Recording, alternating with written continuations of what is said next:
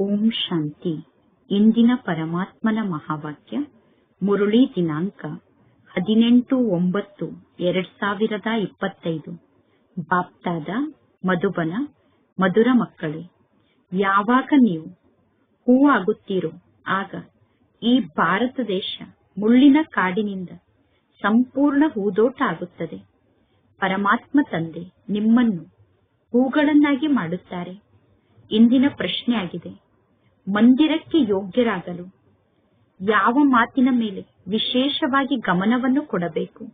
ಉತ್ತರ: ಮಂದಿರಕ್ಕೆ ಯೋಗ್ಯರಾಗಬೇಕು ಎಂದು ಬಯಸಿದರೆ ಚಲನೆಯ ಕಡೆ ವಿಶೇಷವಾಗಿ ಗಮನವನ್ನು ಕೊಡಿ. ನಿಮ್ಮ ಚಲನೆ ಬಹಳಷ್ಟು ಮಧುರ ಆಗಿರಬೇಕು ಮತ್ತು ರಾಯಲ್ ಆಗಿರಬೇಕು. ನಿಮ್ಮಲ್ಲಿ ಎಷ್ಟು ಮಧುರತೆ ಇರಬೇಕು ಅಂದರೆ ಆ ಮಧುರತೆಯ ಅನುಭವ ಅನ್ಯರಿಗೂ ಆಗಬೇಕು. ಅನೇಕರಿಗೆ ಪರಮಾತ್ಮ ತಂದೆಯ ಪರಿಚಯವನ್ನು ನೀಡಿ ಸ್ವಯಂನ ಕಲ್ಯಾಣವನ್ನು ಮಾಡಿಕೊಳ್ಳಲು ಚೆನ್ನಾಗಿ ಪುರುಷಾರ್ಥವನ್ನು ಮಾಡಿ ಸೇವೆಯಲ್ಲಿ ತತ್ಪರರಾಗಿರಿ. ಇಂದಿನ ಗೀತೆಯಾಗಿದೆ, ಜಗತ್ತೇ ಬದಲಾದರೂ ನಾನು ಬದಲಾಗುವುದಿಲ್ಲ. ಓಂ ಶಾಂತಿ. ಆತ್ಮಿಕ ಮಕ್ಕಳು ತಿಳಿದುಕೊಂಡಿದ್ದೀರಾ? ಪರಮಾತ್ಮ ತಂದೆ ಬ್ರಹ್ಮ ತಂದೆಯ ತನುವಿನ ಮೂಲಕ ತಿಳಿಸುತ್ತಿದ್ದಾರೆ. ಬ್ರಹ್ಮನ ರಸದ ಮೂಲಕವೇ ಪರಮಾತ್ಮ ತಂದೆ ಜ್ಞಾನವನ್ನು ತಿಳಿಸುತ್ತಿದ್ದಾರೆ. ನಾವೀಗ ಶ್ರೀಮತದಂತೆ ನಡೆದು ಈ ಭಾರತ ಭೂಮಿಯನ್ನು ಪತಿತ ಭಾರತದಿಂದ ಪಾವನ ಭಾರತವನ್ನಾಗಿ ಮಾಡುತ್ತೇವೆ ಎಂದು ನಾವೀಗ ಪ್ರತಿಜ್ಞೆಯನ್ನು ಮಾಡುತ್ತೇವೆ. ವಿಶೇಷವಾಗಿ ಭಾರತ ದೇಶ ಮತ್ತು ಇಡೀ ಪ್ರಪಂಚದ ಎಲ್ಲಾ ಆತ್ಮರನ್ನು ನಾವೀಗ ಪತಿತರಿಂದ ಪಾವನರನ್ನಾಗಿ ಮಾಡುವುದಕ್ಕೋಸ್ಕರ ಎಲ್ಲರಿಗೂ ಮಾರ್ಗವನ್ನು ತಿಳಿಸುತ್ತಿದ್ದೇವೆ.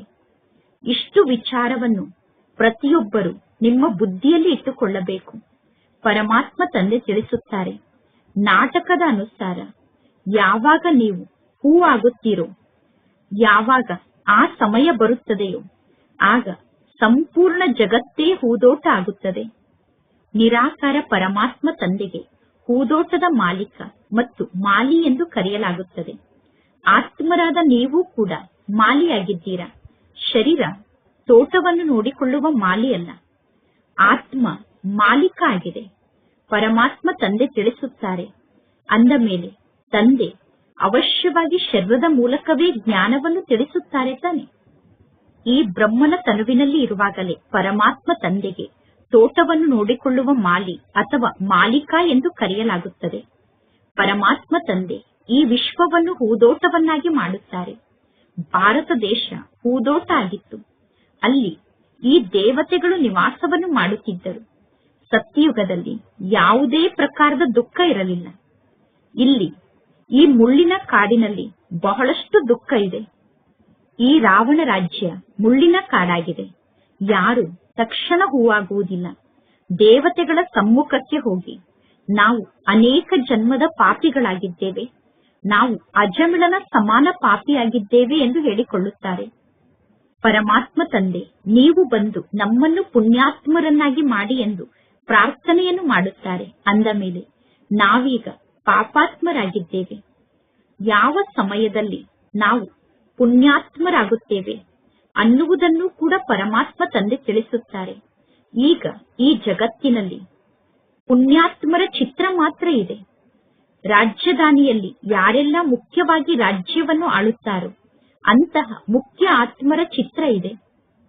ಮತ್ತು ಆ ದೇವತೆಗಳನ್ನು ಈ ರೀತಿ ತಯಾರು ಮಾಡುವಂತವರು ನಿರಾಕಾರ ಶಿವತಂದೆ ಆಗಿದ್ದಾರೆ. ಅಂದ ಮೇಲೆ ಆ ಶಿವತಂದೆಯ ಚಿತ್ರ ಇದೆ, ಬೇರೆ ಯಾರ ಚಿತ್ರವೂ ಇಲ್ಲ. ಅದರಲ್ಲೂ ಶಿವತಂದೆಯ ದೊಡ್ಡ ಲಿಂಗವನ್ನು ನಿರ್ಮಾಣ ಮಾಡಿ ತೋರಿಸುತ್ತಾರೆ. ಆತ್ಮ ನಕ್ಷತ್ರದ ಸಮಾನ ಆಗಿದೆ ಎಂದು ಹೇಳುತ್ತಾರೆ. ಅಂದ ಮೇಲೆ ಆತ್ಮಕ್ಕೆ ತಂದೆಯಾದಂತಹ ಪರಮಾತ್ಮ ತಂದೆ ಕೂಡ ನಕ್ಷತ್ರದ ರೂಪದಲ್ಲಿ ಇರಬೇಕು ತಾನೆ. ಆದರೆ ಪರಮಾತ್ಮ ತಂದೆಯ ಸಂಪೂರ್ಣ ಪರಿಚಯ ಯಾರಿಗೂ ಗೊತ್ತಿಲ್ಲ. ವಿಶ್ವದಲ್ಲಿ ಈ ಲಕ್ಷ್ಮೀ ನಾರಾಯಣರ ರಾಜ್ಯ ಇತ್ತು. ದೇವತೆಗಳಾದಂತಹ ಲಕ್ಷ್ಮೀ ನಾರಾಯಣರ ಬಗ್ಗೆ ಎಲ್ಲೂ ನಿಂದನೆಯ ಮಾತನ್ನು ಬರೆದಿಲ್ಲ. ಆದರೆ ಕೃಷ್ಣನನ್ನು ಮಾತ್ರ ಕೆಲವೊಮ್ಮೆ ದ್ವಾಪರ ಯುಗಕ್ಕೆ ಕರೆದುಕೊಂಡು ಹೋಗಿ ದ್ವಾಪರ ಯುಗದಲ್ಲಿ ತೋರಿಸುತ್ತಾರೆ. ಇನ್ನು ಕೆಲವೊಮ್ಮೆ ಇನ್ನೊಂದು ಕಡೆ ಕರೆದುಕೊಂಡು ಹೋಗುತ್ತಾರೆ. ಲಕ್ಷ್ಮೀ ನಾರಾಯಣರು ಸ್ವರ್ಗಕ್ಕೆ ಮಾಲೀಕರಾಗಿದ್ದಾರೆ ಎಂದು ಎಲ್ಲರೂ ಹೇಳುತ್ತಾರೆ. ನಿಮ್ಮ ಗುರಿ ಉದ್ದೇಶವೇ ಲಕ್ಷ್ಮೀ ನಾರಾಯಣ ಆಗುವುದಾಗಿದೆ. ರಾಧಾಕೃಷ್ಣರು ಯಾರಾಗಿದ್ದಾರೆ ಅನ್ನುವ ಮಾತಿನಲ್ಲಿ ಮನುಷ್ಯರು ಬಹಳಷ್ಟು ಗೊಂದಲಕ್ಕೊಳಗಾಗಿದ್ದಾರೆ. ಮನುಷ್ಯರು ಯಾವ ಜ್ಞಾನದ ಮಾತನ್ನೂ ತಿಳಿದುಕೊಂಡಿಲ್ಲ. ಯಾರು ಪರಮಾತ್ಮ ತಂದೆಯ ಮೂಲಕ ಈ ಜ್ಞಾನವನ್ನು ಅರ್ಥ ಮಾಡಿಕೊಳ್ಳುತ್ತಾರೋ ಅವರು ಅನ್ಯರಿಗೆ ಜ್ಞಾನವನ್ನು ತಿಳಿಸಲು ಯೋಗ್ಯರಾಗುತ್ತಾರೆ.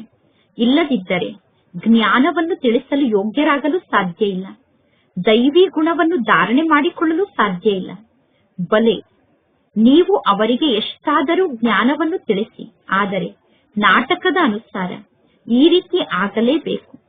ಈಗ ನೀವು ಸ್ವಯಂ ತಿಳಿದುಕೊಂಡಿದ್ದೀರಾ. ಮಕ್ಕಳಾದ ನಾವೆಲ್ಲರೂ ಪರಮಾತ್ಮ ತಂದೆಯ ಶ್ರೀಮತದಂತೆ ನಡೆದು ನಮ್ಮದೇ ಆದ ತನು ಮನ ಧನದಿಂದ ಆತ್ಮಿಕ ಸೇವೆಯನ್ನು ಮಾಡುತ್ತೇವೆ. ಪ್ರದರ್ಶನ ಅಥವಾ ಮ್ಯೂಸಿಯಂಗಳ ಮೂಲಕ ನೀವು ಭಾರತದ ಯಾವ ರೂಪದ ಸೇವೆಯನ್ನು ಮಾಡುತ್ತೀರಾ ಎಂದು ಕೆಲವರು ಕೇಳುತ್ತಾರೆ. ನೀವು ತಿಳಿದುಕೊಂಡಿದ್ದೀರಾ, ನಾವು ಭಾರತ ದೇಶದ ಬಹಳ ಒಳ್ಳೆಯ ಸೇವೆಯನ್ನು ಮಾಡುತ್ತೇವೆ. ಈ ಭಾರತ ದೇಶವನ್ನು ಕಾಡಿನಿಂದ ಉದ್ಯಾನವನವನ್ನಾಗಿ ಮಾಡುತ್ತೇವೆ. ಸತ್ಯುಗ ಹೂದೋಟ ಆಗಿದೆ, ಕಲಿಯುಗ ಮುಳ್ಳಿನ ಕಾಡಾಗಿದೆ. ಒಬ್ಬರು ಇನ್ನೊಬ್ಬರಿಗೆ ದುಃಖವನ್ನೇ ನೀಡುತ್ತಿರುತ್ತಾರೆ. ಈ ಮಾತನ್ನು ನೀವೀಗ ಬಹಳ ಚೆನ್ನಾಗಿ ತಿಳಿಸಬೇಕು. ಮಂದಿರದಲ್ಲಿ ಲಕ್ಷ್ಮೀ ನಾರಾಯಣರ ಚಿತ್ರವನ್ನು ಬಹಳ ಸುಂದರ ರೂಪದಲ್ಲಿ ನಿರ್ಮಾಣ ಮಾಡಿರುತ್ತಾರೆ. ಕೆಲವೊಂದು ಮಂದಿರದಲ್ಲಿ ಲಕ್ಷ್ಮೀ ನಾರಾಯಣರ ಕಪ್ಪು ಮೂರ್ತಿಯನ್ನು ತೋರಿಸುತ್ತಾರೆ. ಕೆಲವೊಂದು ಮಂದಿರದಲ್ಲಿ ಸುಂದರವಾದ ಲಕ್ಷ್ಮೀ ನಾರಾಯಣರ ಮೂರ್ತಿಯನ್ನು ತೋರಿಸುತ್ತಾರೆ. ಆದರೆ ಆ ಮಾತಿನ ರಹಸ್ಯವನ್ನು ಯಾರೂ ತಿಳಿದುಕೊಂಡಿಲ್ಲ. ಈಗ ಮಕ್ಕಳಾದ ನೀವು ಈ ಎಲ್ಲಾ ಮಾತಿನ ಸಂಪೂರ್ಣ ಜ್ಞಾನವನ್ನು ಅರ್ಥ ಮಾಡಿಕೊಂಡಿದ್ದೀರಾ. ಪರಮಾತ್ಮ ತಂದೆ ತಿಳಿಸುತ್ತಾರೆ, ನಾನು ಬಂದು ಎಲ್ಲರನ್ನೂ ಮಂದಿರಕ್ಕೆ ಯೋಗ್ಯರನ್ನಾಗಿ ಮಾಡುತ್ತೇನೆ. ಆದರೆ ಎಲ್ಲರೂ ಮಂದಿರಕ್ಕೆ ಯೋಗ್ಯರಾಗುವುದಿಲ್ಲ. ಪ್ರಜೆಗಳು ಮಂದಿರಕ್ಕೆ ಯೋಗ್ಯರಾಗಿದ್ದಾರೆ ಎಂದು ಹೇಳಲು ಸಾಧ್ಯ ಇಲ್ಲ. ಯಾರು ಪುರುಷಾರ್ಥವನ್ನು ಮಾಡಿ ಬಹಳಷ್ಟು ಸೇವೆಯನ್ನು ಮಾಡುತ್ತಾರೋ ಅವರಿಗೆ ಅನೇಕ ಜನ ಪ್ರಜೆಗಳಾಗುತ್ತಾರೆ. ಈಗ ಮಕ್ಕಳಾದ ನೀವು ಆತ್ಮಿಕ ಸಮಾಜ ಸೇವೆಯನ್ನು ಮಾಡಬೇಕು. ಈ ಸೇವೆಯಲ್ಲಿ ನಿಮ್ಮ ಜೀವನವನ್ನು ನೀವು ಸಫಲ ಮಾಡಿಕೊಳ್ಳಬೇಕು. ನಿಮ್ಮ ಚಲನೆ ಬಹಳಷ್ಟು ಮಧುರವಾಗಿರಬೇಕು. ನಿಮ್ಮ ನಡತೆ ಎಷ್ಟು ಮಧುರವಾಗಿರಬೇಕು ಅಂದರೆ ನಿಮ್ಮ ನಡತೆಯನ್ನು ನೋಡಿ ಅನ್ಯರಿಗೂ ಮಧುರತೆಯ ಅನುಭವ ಆಗಬೇಕು. ನೀವು ಅನ್ಯರಿಗೂ ಮಧುರತೆಯಿಂದ ಜ್ಞಾನವನ್ನು ತಿಳಿಸಬೇಕು. ನೀವು ಸ್ವಯಂ ಮುಳ್ಳಾಗಿದ್ದರೆ ಅನ್ಯರನ್ನು ನೀವು ಹೇಗೆ ಹೂವನ್ನಾಗಿ ಮಾಡಲು ಸಾಧ್ಯ? ಯಾರು ಮುಳ್ಳಾಗಿದ್ದಾರೋ ಅಂತವರ ಜ್ಞಾನದ ಬಾಣ ಯಾರಿಗೂ ನಾಟುವುದಿಲ್ಲ. ಪರಮಾತ್ಮ ತಂದೆಯನ್ನು ನೆನಪು ಮಾಡದೇ ಇದ್ದರೆ ನಿಮ್ಮ ಜ್ಞಾನದ ಬಾಣ ಹೇಗೆ ನಾಟಲು ಸಾಧ್ಯ? ಸ್ವಯಂನ ಕಲ್ಯಾಣಕ್ಕಾಗಿ ಚೆನ್ನಾಗಿ ಪುರುಷಾರ್ಥವನ್ನು ಮಾಡಿ ಸೇವೆಯಲ್ಲಿ ತತ್ಪರರಾಗಿರಬೇಕು. ಪರಮಾತ್ಮ ತಂದೆಯ ಸೇವೆಯಲ್ಲಿ ನೀವು ಉಪಸ್ಥಿತರಾಗಿದ್ದೀರ ತಾನೆ? ಹಾಗೆ ಮಕ್ಕಳಾದ ನೀವು ಹಗಲು ರಾತ್ರಿ ಸೇವೆಯಲ್ಲಿ ತತ್ಪರ ಆಗಿರಬೇಕು. ಇನ್ನು ಎರಡನೆಯ ಮಾತು ಯಾವುದು ಅಂದರೆ ಪರಮಾತ್ಮ ತಂದೆ ತಿಳಿಸುತ್ತಾರೆ, ಶಿವ ಜಯಂತಿಯ ಸಮಯದಂದು ಬಹಳಷ್ಟು ಮಕ್ಕಳು ಪರಮಾತ್ಮ ತಂದೆಗೆ ಪತ್ರವನ್ನು ಕಳಿಸುತ್ತಾರೆ. ಆ ಪತ್ರದಲ್ಲಿ ಯಾವ ಮಾತನ್ನು ಬರೆದಿರಬೇಕು ಅಂದರೆ ಅದನ್ನು ಯಾರಿಗಾದರೂ ತೋರಿಸಿದರೆ ಆ ಪತ್ರವನ್ನು ಓದಿದ ತಕ್ಷಣ ಅವರಿಗೆ ಜ್ಞಾನ ಅರ್ಥ ಆಗಬೇಕು. ನಾವು ಮುಂದೆ ಏನು ಪುರುಷಾರ್ಥವನ್ನು ಮಾಡಬೇಕು, ಯಾವ ಯಾವ ರೂಪದಲ್ಲಿ ಸೇವೆಯನ್ನು ಮಾಡಿದರೆ ಅನೇಕರಿಗೆ ಪರಮಾತ್ಮ ತಂದೆಯ ಪರಿಚಯ ಸಿಗುತ್ತದೆ ಅನ್ನುವುದು ಪತ್ರವನ್ನು ನೋಡಿ ಅವರಿಗೆ ಅರ್ಥ ಆಗಬೇಕು. ಅದಕ್ಕೋಸ್ಕರ ನೀವು ಚರ್ಚಾ ಗೋಷ್ಠಿಗಳನ್ನು ನಡೆಸಬೇಕು. ಬಹಳಷ್ಟು ಪತ್ರ ಇದೆ. ಆ ಪತ್ರಗಳ ಮೂಲಕ ನೀವು ಬಹಳಷ್ಟು ಕೆಲಸವನ್ನು ಮಾಡಬಹುದು. ಪತ್ರದ ಮೇಲೆ ಶಿವಬಾಬಾ ಕೇರ್ ಆಫ್ ಬ್ರಹ್ಮ ಬಾಬಾ ಎಂದು ವಿಳಾಸವನ್ನು ಬರೆಯುತ್ತಾರೆ. ಪ್ರಜಾಪಿತ ಬ್ರಹ್ಮ ಅಂತೂ ಇಲ್ಲಿ ಇದ್ದಾರೆ ತಾನೆ? ಒಬ್ಬರು ಆತ್ಮಿಕ ತಂದೆ ಆಗಿದ್ದಾರೆ, ಇನ್ನೊಬ್ಬರು ಸಾಕಾರದಲ್ಲಿ ಇರುವ ತಂದೆ ಆಗಿದ್ದಾರೆ. ಅವರಿಂದ ಸಾಕಾರ ರಚನೆಯನ್ನು ರಚಿಸಲಾಗುತ್ತದೆ. ಪರಮಾತ್ಮ ತಂದೆ ಮನುಷ್ಯ ಸೃಷ್ಟಿಯ ರಚಯಿತ ಆಗಿದ್ದಾರೆ. ಪರಮಾತ್ಮ ತಂದೆ ಹೇಗೆ ರಚನೆಯನ್ನು ರಚಿಸುತ್ತಾರೆ ಅನ್ನುವುದು ಇಡೀ ಜಗತ್ತಿನಲ್ಲಿ ಯಾರಿಗೂ ಗೊತ್ತಿಲ್ಲ. ಪರಮಾತ್ಮ ತಂದೆ ಬ್ರಹ್ಮನ ಮೂಲಕ ಈಗ ಹೊಸ ರಚನೆಯನ್ನು ರಚಿಸುತ್ತಾರೆ. ಬ್ರಾಹ್ಮಣರು ಜುಟ್ಟಿಗೆ ಸಮಾನ ಆಗಿದ್ದೀರಾ? ಮೊಟ್ಟ ಮೊದಲು ಇಲ್ಲಿ ಅವಶ್ಯವಾಗಿ ಬ್ರಾಹ್ಮಣರು ಬೇಕು. ಜುಟ್ಟಿಗೆ ಸಮಾನ ಆದಂತಹ ಬ್ರಾಹ್ಮಣರ ರೂಪ ಕೂಡ ವಿರಾಟ ರೂಪದ ಚಿತ್ರದಲ್ಲಿ ಇದೆ. ಬ್ರಾಹ್ಮಣರು, ದೇವತೆಗಳು, ಕ್ಷತ್ರಿಯರು, ವೈಶ್ಯರು ಮತ್ತು ಶೂದ್ರರು ಎಂದು ಹೇಳಲಾಗುತ್ತದೆ. ಮೊದಲೇ ಶೂದ್ರರು ಇರಲು ಸಾಧ್ಯ ಇಲ್ಲ. ಪರಮಾತ್ಮ ತಂದೆ ಬ್ರಹ್ಮನ ತನುವಿನ ಮೂಲಕ ಮೊದಲು ಬ್ರಾಹ್ಮಣರ ರಚನೆಯನ್ನು ಮಾಡುತ್ತಾರೆ. ಶೂದ್ರರನ್ನು ಯಾರು ರಚನೆ ಮಾಡುತ್ತಾರೆ? ಯಾರ ಮೂಲಕ ರಚನೆ ಮಾಡುತ್ತಾರೆ? ಹೇಗೆ ಹೊಸ ರಚನೆಯನ್ನು ರಚಿಸಲಾಗುತ್ತದೆ ಅನ್ನುವುದನ್ನು ಮಕ್ಕಳಾದ ನೀವು ತಿಳಿದುಕೊಂಡಿದ್ದೀರಾ. ಇದು ಪರಮಾತ್ಮ ತಂದೆಯ ರಚನೆಯಾಗಿದೆ. ಪ್ರತಿ ಕಲ್ಪದಲ್ಲೂ ಪರಮಾತ್ಮ ತಂದೆ ಬಂದು ಶೂದ್ರರಿಂದ ನಮ್ಮನ್ನು ಬ್ರಾಹ್ಮಣರನ್ನಾಗಿ ಮಾಡುತ್ತಾರೆ. ಮತ್ತೆ ಪುನಃ ಬ್ರಾಹ್ಮಣರಿಂದ ದೇವತೆಗಳನ್ನಾಗಿ ಮಾಡುತ್ತಾರೆ. ಬ್ರಾಹ್ಮಣರ ಸೇವೆ ಬಹಳಷ್ಟು ಶ್ರೇಷ್ಠ ಆಗಿದೆ. ಲೌಕಿಕ ಜಗತ್ತಿನಲ್ಲಿ ಯಾರೆಲ್ಲಾ ಬ್ರಾಹ್ಮಣರು ಇದ್ದಾರೋ ಅವರು ನಾವು ಪವಿತ್ರರಾಗಿದ್ದೇವೆ ಎಂದು ಹೇಳಿಕೊಳ್ಳಲು ಸಾಧ್ಯ ಇಲ್ಲ.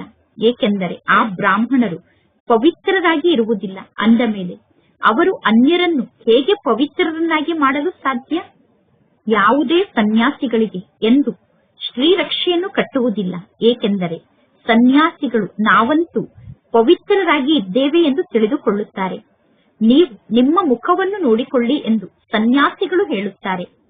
ಈಗ ಮಕ್ಕಳಾದ ನೀವು ಕೂಡ ಯಾರ ಮೂಲಕವೂ ಶ್ರೀರಕ್ಷೆಯನ್ನು ಕಟ್ಟಿಸಿಕೊಳ್ಳಬಾರದು. ಈ ಜಗತ್ತಿನಲ್ಲಿ ಒಬ್ಬರು ಇನ್ನೊಬ್ಬರಿಗೆ ಶ್ರೀರಕ್ಷೆಯನ್ನು ಕಟ್ಟುತ್ತಾರೆ. ಸಹೋದರಿ ಸಹೋದರನಿಗೆ ಶ್ರೀರಕ್ಷೆಯನ್ನು ಕಟ್ಟುತ್ತಾರೆ. ಈ ಪದ್ಧತಿ ಈಗ ಹುಟ್ಟಿಕೊಂಡಿದೆ.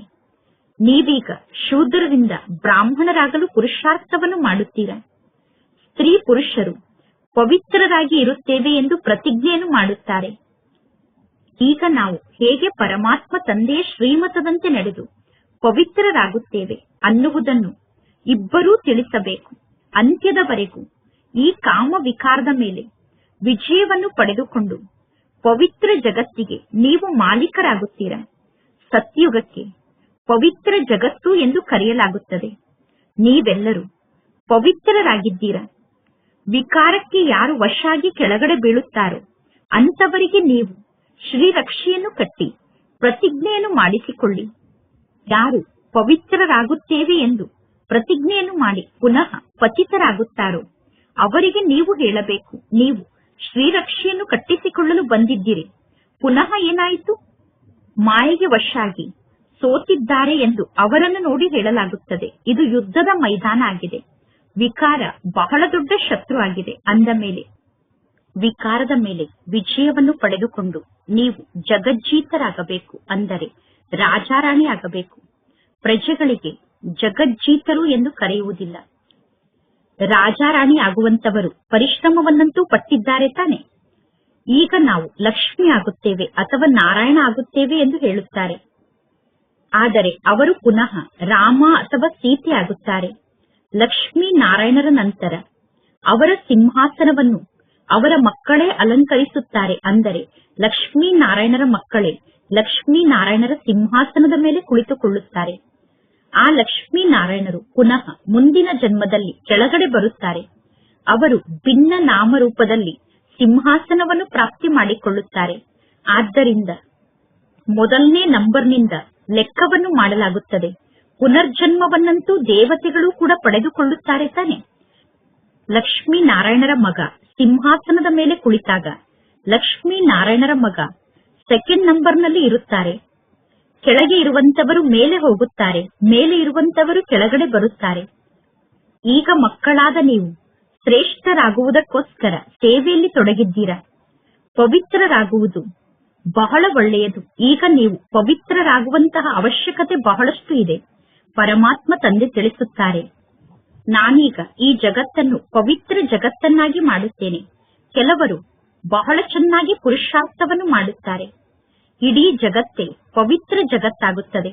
ನಿಮಗಾಗಿ ಪರಮಾತ್ಮ ತಂದೆ ಸ್ವರ್ಗವನ್ನು ಸ್ಥಾಪನೆ ಮಾಡುತ್ತಾರೆ. ಈ ಆಟ ಇದೇ ರೀತಿ ಮಾಡಲ್ಪಟ್ಟಿದೆ. ನಾಟಕದ ಅನುಸಾರ ಇದೆಲ್ಲ ನಡೆಯಲೇಬೇಕು. ನೀವು ಪವಿತ್ರರಾದರೆ ವಿನಾಶ ಆರಂಭ ಆಗುತ್ತದೆ, ಸತ್ಯುಗ ಸ್ಥಾಪನೆ ಆಗುತ್ತದೆ. ಈ ನಾಟಕದ ಬಗ್ಗೆ ನೀವು ತಿಳಿದುಕೊಂಡಿದ್ದೀರಾ. ಸತ್ಯುಗದಲ್ಲಿ ದೇವತೆಗಳ ರಾಜ್ಯ ಇತ್ತು. ಈಗ ಆ ದೇವತೆಗಳ ರಾಜ್ಯ ಇಲ್ಲ. ಪುನಃ ದೇವತೆಗಳ ರಾಜ್ಯ ಸ್ಥಾಪನೆ ಆಗುತ್ತದೆ. ನೀವು ಆತ್ಮಿಕ ರಕ್ಷಣಾ ದಳದ ಆತ್ಮರಾಗಿದ್ದೀರಾ. ಅಂದರೆ ನೀವು ಆತ್ಮಿಕ ಸೈನಿಕರಾಗಿದ್ದೀರಾ. ನೀವು ಪಂಚವಿಕಾರದ ಮೇಲೆ ವಿಜಯವನ್ನು ಗಳಿಸಿ ಈಗ ಜಗಜ್ಜೀತರಾಗುತ್ತೀರಾ. ಜನ್ಮ ಜನ್ಮಾಂತರದ ಪಾಪವನ್ನು ಸಮಾಪ್ತಿ ಮಾಡಿಕೊಳ್ಳಲು ಪರಮಾತ್ಮ ತಂದೆ ಮಕ್ಕಳಿಗೆ ಯುಕ್ತಿಯನ್ನು ತಿಳಿಸುತ್ತಾರೆ. ಪರಮಾತ್ಮ ತಂದೆ ಒಮ್ಮೆ ಬಂದು ಯುಕ್ತಿಯನ್ನು ತಿಳಿಸಿಕೊಡುತ್ತಾರೆ. ರಾಜಧಾನಿ ಸ್ಥಾಪನೆ ಆಗುವವರೆಗೂ ವಿನಾಶ ಆಗಲು ಸಾಧ್ಯ ಇಲ್ಲ. ನೀವು ಬಹಳ ಗುಪ್ತ ಯೋಧರಾಗಿದ್ದೀರಾ. ಕಲಿಯುಗದ ನಂತರ ಸತ್ಯುಗ ಬರುತ್ತದೆ ಮತ್ತು ಸತ್ಯುಗದಲ್ಲಿ ಯಾವುದೇ ಪ್ರಕಾರದ ಜಗಳ ಇರುವುದಿಲ್ಲ. ಮಕ್ಕಳಿಗೆ ಗೊತ್ತಿದೆ, ಎಲ್ಲಾ ಆತ್ಮರು ಪಾತ್ರವನ್ನು ಅಭಿನಯ ಮಾಡುತ್ತಾರೆ. ಎಲ್ಲರ ಪಾತ್ರ ಕೂಡ ಈ ನಾಟಕದಲ್ಲಿ ಫಿಕ್ಸ್ ಆಗಿದೆ. ಹೇಗೆ ಕೈಗೊಂಬೆಗಳು ಇರುತ್ತದೆ ತಾನೆ? ನಾಟಕವನ್ನು ಮಾಡಿಸುವಂತವರು ಹೇಗೆ ಗೊಂಬೆಗಳ ಮೂಲಕ ನರ್ತನೆಯನ್ನು ಮಾಡಿಸುತ್ತಾರೋ ಆ ಗೊಂಬೆ ಅದೇ ರೀತಿ ನೃತ್ಯವನ್ನು ಮಾಡುತ್ತದೆ. ಈ ನಾಟಕದಲ್ಲಿ ಪ್ರತಿಯೊಬ್ಬರ ಪಾತ್ರ ಫಿಕ್ಸ್ ಆಗಿದೆ. ಪಾತ್ರವನ್ನು ಅಭಿನಯ ಮಾಡುತ್ತಾ ಮಾಡುತ್ತಾ ನೀವೀಗ ತಮೋ ಪ್ರಧಾನರಾಗಿದ್ದೀರಾ. ಈಗ ಪುನಃ ನೀವು ವಾಪಸ್ ಮೇಲೆ ಹೋಗುತ್ತೀರಾ, ಸತೋ ಪ್ರಧಾನರಾಗುತ್ತೀರಾ. ಇದು 1 ಸೆಕೆಂಡ್ನ ಜ್ಞಾನ ಆಗಿದೆ. ಸೆಕೆಂಡ್ನಲ್ಲಿ ನೀವು ಸತೋ ಪ್ರಧಾನರಾಗುತ್ತೀರಾ. ಪುನಃ ಕೆಳಗಡೆ ಇಳಿಯುತ್ತಾ ಇಳಿಯುತ್ತಾ ನೀವು ತಮೋ ಪ್ರಧಾನರಾಗುತ್ತೀರಾ. ಪರಮಾತ್ಮ ತಂದೆ ಪುನಃ ನಮ್ಮನ್ನು ಮೇಲಕ್ಕೆ ಕರೆದುಕೊಂಡು ಹೋಗುತ್ತಾರೆ. ವಾಸ್ತವದಲ್ಲಿ ಆ ಮೀನುಗಳು ಗಾಳದಲ್ಲಿ ಸಿಕ್ಕಿ ಹಾಕಿಕೊಳ್ಳುತ್ತದೆ. ಹಾಗೆ ಇಲ್ಲಿ ಮನುಷ್ಯಾತ್ಮರೂ ಕೂಡ ಈ ಸೃಷ್ಟಿ ನಾಟಕ ಅನ್ನುವ ಗಾಳದಲ್ಲಿ ಸಿಕ್ಕಿ ಹಾಕಿಕೊಂಡಿದ್ದಾರೆ. ನಾವು ಇಳಿಯುವ ಕಲೆ ಮತ್ತು ಏರುವ ಕಲೆಯಲ್ಲಿ ಬರುತ್ತೇವೆ. ಈ ನಾಟಕಕ್ಕನುಸಾರವಾಗಿ ಆತ್ಮರು ಇಳಿಯುವ ಕಲೆ ಮತ್ತು ಏರುವ ಕಲೆಯಲ್ಲಿ ಬರುತ್ತಾರೆ. ನೀವು ಏರುವ ಕಲೆಗೆ ಹೋಗುತ್ತೀರಾ. ಸಂಪೂರ್ಣ ಮೇಲೆ ಏರಿ ಸತ್ಯುಗಕ್ಕೆ ಹೋದ ನಂತರ ಪುನಃ ಕೆಳಗಡೆ ಇಳಿಯುತ್ತಾ ಇಳಿಯುತ್ತಾ ಮೇಲಿನಿಂದ ಕೆಳಗಡೆ ಇಳಿಯಲು 5000 ವರ್ಷ ಬೇಕಾಗುತ್ತದೆ. ಅಂದರೆ ಸತ್ಯುಗದಿಂದ ಸಂಪೂರ್ಣ ಕೆಳಗಡೆ ಇಳಿಯಲು 5000 ವರ್ಷ ಬೇಕಾಗುತ್ತದೆ. ಈ 84 ಜನ್ಮದ ಚಕ್ರ ಈಗ ನಿಮ್ಮ ಬುದ್ಧಿಯಲ್ಲಿ ಇದೆ. ಇಳಿಯುವ ಕಲೆ ಮತ್ತು ಏರುವ ಕಲೆಯ ರಹಸ್ಯವನ್ನು ಪರಮಾತ್ಮ ತಂದೆ ಮಕ್ಕಳಿಗೆ ತಿಳಿಸಿದ್ದಾರೆ. ಈಗ ನೀವು ನಂಬರ್ ವಾರಾಗಿ ಈ ಜ್ಞಾನವನ್ನು ತಿಳಿದುಕೊಂಡಿದ್ದೀರಾ ಮತ್ತು ಪುರುಷಾರ್ಥವನ್ನು ಮಾಡುತ್ತೀರಾ. ಯಾರು ಪರಮಾತ್ಮ ತಂದೆಯನ್ನು ನೆನಪು ಮಾಡುತ್ತಾರೋ ಅವರು ಬೇಗ ಮೇಲೆ ಹೋಗುತ್ತಾರೆ. ಇದು ಪ್ರವೃತ್ತಿ ಮಾರ್ಗ ಆಗಿದೆ. ಹೇಗೆ ಸ್ಪರ್ಧೆಯಲ್ಲಿ ಜೋಡಿಗಳು ಓಡುವುದಕ್ಕೋಸ್ಕರ ಜೋಡಿಗಳ ಕಾಲನ್ನು ಕಟ್ಟುತ್ತಾರೆ. ಒಬ್ಬರ ಕಾಲನ್ನು ಇನ್ನೊಬ್ಬರ ಕಾಲಿಗೆ ಕಟ್ಟಿ ಅವರನ್ನು ಓಡಿಸುತ್ತಾರೆ. ಉದಾಹರಣೆಗೆ ಎತ್ತುಗಳ ಸ್ಪರ್ಧೆಯನ್ನು ನಡೆಸುತ್ತಾರೆ. ಇದೂ ಕೂಡ ಒಂದು ಸ್ಪರ್ಧೆ ಆಗಿದೆ. ಯಾರಿಗಾದರೂ ಜೋಡಿಯಾಗಿ ಓಡುವ ಅಭ್ಯಾಸ ಇಲ್ಲ ಅಂದರೆ ಅವರು ಕೆಳಗಡೆ ಬೀಳುತ್ತಾರೆ. ಇಲ್ಲೂ ಕೂಡ ಅದೇ ರೀತಿ ಆಗುತ್ತದೆ. ಕೆಲವರು ಪುರುಷಾರ್ಥದಲ್ಲಿ ಮುಂದೆ ಹೋಗುತ್ತಾರೆ. ಜೋಡಿಗಳಲ್ಲಿ ಒಬ್ಬರು ಪುರುಷಾರ್ಥದಲ್ಲಿ ಮುಂದೆ ಹೋದರೆ ಇನ್ನೊಬ್ಬರು ಅವರನ್ನು ತಡೆಯುತ್ತಾರೆ. ತಡೆದರೆ ಇಲ್ಲಿ ಇಬ್ಬರೂ ಕೆಳಗಡೆ ಬೀಳುತ್ತಾರೆ. ಪರಮಾತ್ಮ ತಂದೆಗೂ ಕೂಡ ಆಶ್ಚರ್ಯ ಆಗುತ್ತದೆ. ವೃದ್ಧರಲ್ಲೂ ಕೂಡ ಕಾಮ ವಿಕಾರದ ಬೆಂಕಿ ಹತ್ತಿಕೊಂಡರೆ ಅವರೂ ಕೂಡ ಕೆಳಗಡೆ ಬೀಳುತ್ತಾರೆ. ಬೇರೆಯವರು ಅವರನ್ನು ಕೆಳಗಡೆ ಬೀಳಿಸಿದರು ಎಂದು ನೀವು ಹೇಳಲು ಸಾಧ್ಯ ಇಲ್ಲ. ಬೀಳುವುದು ಬೀಳದೇ ಇರುವುದು ನಮ್ಮ ಕೈಯಲ್ಲಿ ಇದೆ. ಯಾರಾದರೂ ಪೆಟ್ಟನ್ನು ಕೊಡುತ್ತಾರೆ ಅಂದರೆ ಯಾರಾದರೂ ಕೆಳಗಡೆ ಬೀಳುತ್ತಾರೆ. ಅವರು ನಮ್ಮನ್ನು ಕೆಳಗಡೆ ಬೀಳಿಸಲು ಪ್ರಯತ್ನ ಪಟ್ಟರೆ ನಾವೇಕೆ ಕೆಳಗಡೆ ಬೀಳಬೇಕು? ಏನೇ ಆಗಲಿ ನಾನು ಕೆಳಗಡೆ ಬೀಳುವುದಿಲ್ಲ ಅನ್ನುವ ಸಂಕಲ್ಪ ಇರಬೇಕು. ನೀವು ಕೆಳಗಡೆ ಬಿದ್ದರೆ ಅಲ್ಲಿಯವರೆಗೂ ಮಾಡಿಕೊಂಡಂತಹ ಎಲ್ಲಾ ಸಂಪಾದನೆ ಸಮಾಪ್ತಿಯಾಗುತ್ತದೆ. ಬಹಳ ದೊಡ್ಡ ಪೆಟ್ಟು ಬೀಳುತ್ತದೆ. ಬಹಳ ದೊಡ್ಡ ಪೆಟ್ಟು ಬಿದ್ದಾಗ ಮೂಳೆ ಕೂಡ ಮುರಿದು ಹೋಗುತ್ತದೆ. ನಂತರ ಅವರೇ ಪಶ್ಚಾತ್ತಾಪವನ್ನು ಪಡುತ್ತಾರೆ. ಪರಮಾತ್ಮ ತಂದೆ ಭಿನ್ನ ಭಿನ್ನ ಪ್ರಕಾರದಿಂದ ಎಲ್ಲಾ ಮಾತನ್ನೂ ತಿಳಿಸುತ್ತಾರೆ. ತಂದೆ ಈಗಲೂ ಕೂಡ ತಿಳಿಸಿದ್ದಾರೆ. ಶಿವ ಜಯಂತಿಯ ದಿನದಂದು ಎಂತಹ ಪತ್ರವನ್ನು ಬರೆಯಬೇಕು ಅಂದರೆ ಆ ಪತ್ರವನ್ನು ಮನುಷ್ಯರು ಓದಿದ ತಕ್ಷಣ ಅವರಿಗೆ ಆ ಪತ್ರದಲ್ಲಿರುವ ಜ್ಞಾನ ಅರ್ಥ ಆಗಬೇಕು. ಜ್ಞಾನದ ಬಗ್ಗೆ ವಿಚಾರ ಸಾಗರ ಮಂಥನವನ್ನು ಮಾಡಲು ಪರಮಾತ್ಮ ತಂದೆ ಸಮಯವನ್ನು ಕೊಡುತ್ತಾರೆ. ಮಕ್ಕಳು ಎಂತಹ ಪತ್ರವನ್ನು ಬರೆಯುತ್ತಾರೆ ಅಂದರೆ ಆ ಪತ್ರವನ್ನು ನೋಡಿದರೆ ಎಲ್ಲರಿಗೂ ಆಶ್ಚರ್ಯ ಆಗುತ್ತದೆ. ಪತ್ರದಲ್ಲಿ ಬಾಪ್ತಾದ ಎಂದು ನೀವು ಬರೆಯುತ್ತೀರಾ. ನೀವೀಗ ಅನ್ಯರಿಗೆ ತಿಳಿಸಬೇಕು. ಶಿವ ತಂದೆಗೆ ಬಾಪ್ ಅಂದರೆ ತಂದೆ ಎಂದು ಕರೆಯುತ್ತೇವೆ. ಈ ಬ್ರಹ್ಮ ತಂದೆಗೆ ದಾದಾ ಅಂದರೆ ಅಣ್ಣ ಎಂದು ಕರೆಯುತ್ತೇವೆ. ಆದ್ದರಿಂದ ಪತ್ರದಲ್ಲಿ ಬಾಪ್ತಾದ ಎಂದು ಬರೆಯುತ್ತೇವೆ. ಒಬ್ಬರಿಗೆ ಎಂದಾದರೂ ಬಾಪ್ತಾದ ಎಂದು ಕರೆಯಲು ಸಾಧ್ಯ ಇದೆಯೇನು? ಇದು ವಿಚಿತ್ರವಾದ ಮಾತಾಗಿದೆ. ಇದು ಸತ್ಯವಾದ ಜ್ಞಾನ ಇದೆ. ಇಲ್ಲಿ ಸತ್ಯವಾದ ಜ್ಞಾನ ಇದೆ. ಆದರೆ ತಂದೆಯ ನೆನಪಿನಲ್ಲಿ ನೀವು ಸ್ಥಿತಾದಾಗ ಮಾತ್ರ ಅನ್ಯರಿಗೆ ನಿಮ್ಮ ಜ್ಞಾನದ ಬಾಣ ನಾಟುತ್ತದೆ. ಮಕ್ಕಳು ಬಾರಿಗೂ ದೇಹಾಭಿಮಾನಕ್ಕೆ ವಶ ಆಗುತ್ತಾರೆ. ಆದ್ದರಿಂದ ಪರಮಾತ್ಮ ತಂದೆ ತಿಳಿಸುತ್ತಾರೆ, ಆತ್ಮ ಅಭಿಮಾನಿಗಳಾಗಿ. ಆತ್ಮ ಶರೀರವನ್ನು ಧಾರಣೆ ಮಾಡಿಕೊಂಡು ಪಾತ್ರವನ್ನು ಅಭಿನಯ ಮಾಡುತ್ತದೆ. ಯಾರಾದರೂ ಮರಣವನ್ನು ಹೊಂದಿದರೂ ಕೂಡ ನಿಮ್ಮ ಮನಸ್ಸಿನಲ್ಲಿ ಯಾವ ಸಂಕಲ್ಪವೂ ನಡೆಯಬಾರದು. ಆತ್ಮದಲ್ಲಿ ಯಾವ ಪಾತ್ರ ಫಿಕ್ಸ್ ಆಗಿದೆಯೋ ಆ ಪಾತ್ರವನ್ನು ನಾವು ಸಾಕ್ಷಿಯಾಗಿ ನೋಡುತ್ತೇವೆ. ಅವರು ಒಂದು ಶರೀರವನ್ನು ತ್ಯಾಗ ಮಾಡಿ ಇನ್ನೊಂದು ಶರೀರವನ್ನು ಧಾರಣೆ ಮಾಡಿಕೊಂಡು ಪಾತ್ರವನ್ನು ಅಭಿನಯ ಮಾಡಬೇಕಾಗುತ್ತದೆ. ಈ ಮಾತಿನಲ್ಲಿ ನಾವು ಏನನ್ನು ಮಾಡಲು ಸಾಧ್ಯ? ಈ ಜ್ಞಾನ ಈಗ ನಂಬರ್ ವಾರಾಗಿ ನಿಮ್ಮ ಬುದ್ಧಿಯಲ್ಲಿ ಇದೆ. ಕೆಲವರ ಬುದ್ಧಿಯಲ್ಲಿ ಜ್ಞಾನ ಧಾರಣೆ ಆಗುವುದೇ ಇಲ್ಲ. ಆದ್ದರಿಂದ ಅವರು ಯಾರಿಗೂ ಜ್ಞಾನವನ್ನು ತಿಳಿಸುವುದಿಲ್ಲ. ಆತ್ಮ ಸಂಪೂರ್ಣ ಕಾದ ಹಂಚಿನ ಸಮಾನ ತಮೋ ಪ್ರಧಾನ ಆಗಿದೆ, ಪತಿತ ಆಗಿದೆ. ಅಂದ ಮೇಲೆ ಜ್ಞಾನಾಮೃತವನ್ನು ಕಾದ ಹಂಚಿನ ಸಮಾನ ಆಗಿರುವಂತಹ ಆತ್ಮರ ಬುದ್ಧಿಯಲ್ಲಿ ಹಾಕಿದರೆ ಆ ಜ್ಞಾನಾಮೃತ ಅವರ ಬುದ್ಧಿಯಲ್ಲಿ ನಿಲ್ಲುವುದಿಲ್ಲ. ಯಾರು ಬಹಳಷ್ಟು ಭಕ್ತಿಯನ್ನು ಮಾಡಿದ್ದಾರೋ ಅವರಿಗೆ ಈ ಜ್ಞಾನದ ಬಾಣ ನಾಟುತ್ತದೆ.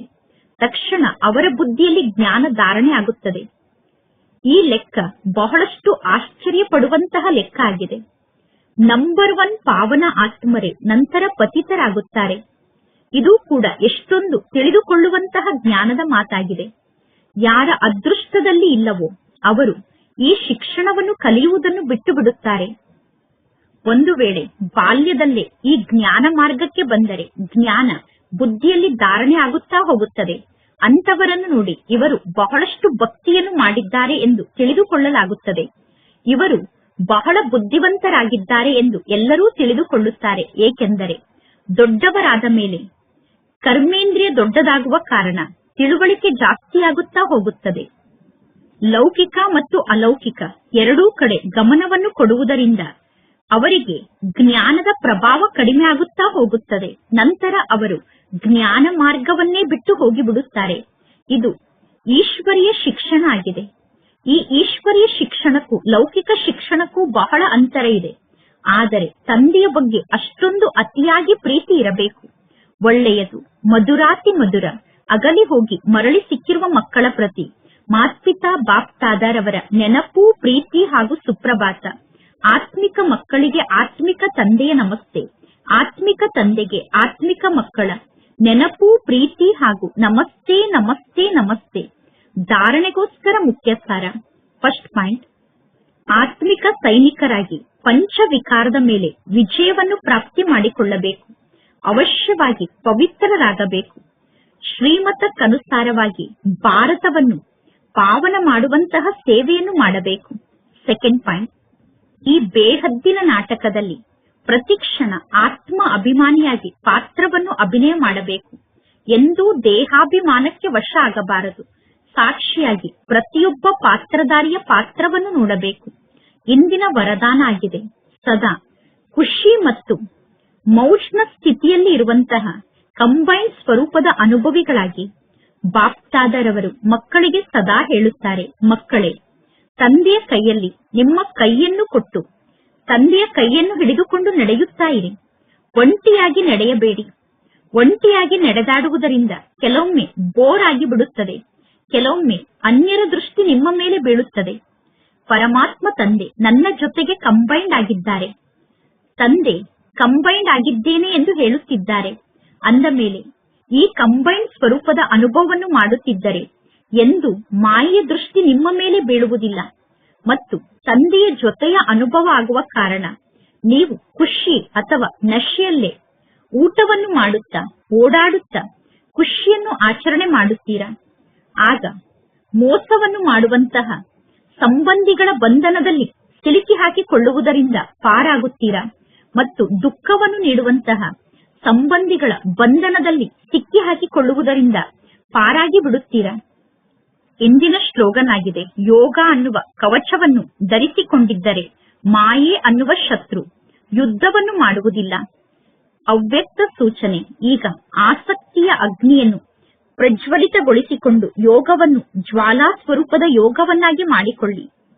ಈಗ ವಿನಾಶ ಆಗಲಿ ಎಂದು ಹೇಗೆ ದುಃಖಿ ಆತ್ಮರ ಮನಸ್ಸಿನಲ್ಲಿ ಶಬ್ದ ಹುಟ್ಟಿಕೊಂಡಿದೆಯೋ ಅದೇ ರೀತಿ ವಿಶ್ವ ಕಲ್ಯಾಣಕಾರಿ ಆತ್ಮರಾದ ನಿಮ್ಮ ಮನಸ್ಸಿನಲ್ಲಿ ಬೇಗ ಸರ್ವರ ಕಲ್ಯಾಣ ಆದಾಗ ಸಮಾಪ್ತಿಯಾಗುತ್ತದೆ ಅನ್ನುವ ಸಂಕಲ್ಪ ಉತ್ಪನ್ನ ಆಗಬೇಕು. ವಿನಾಶವನ್ನು ಮಾಡುವಂತಹ ವಿನಾಶಕಾರಿ ಆತ್ಮರಿಗೆ ಕಲ್ಯಾಣಕಾರಿ ಆತ್ಮರಾದ ನೀವೇ ಸೂಚನೆಯನ್ನು ಕೊಡಬೇಕು. ಅದಕ್ಕೋಸ್ಕರ ಎವ್ವರಡಿ ಆಗುವಂತಹ ಶಕ್ತಿಶಾಲಿ ಸಂಕಲ್ಪದಲ್ಲಿ ಸ್ಥಿತಾಗಿ ಜ್ವಾಲಾ ಸ್ವರೂಪದ ಯೋಗದ ಮೂಲಕ ವಿನಾಶದ ಜ್ವಾಲೆಯನ್ನು ತೀವ್ರಗೊಳಿಸಿ. ಒಳ್ಳೆಯದು. ಓಂ ಶಾಂತಿ.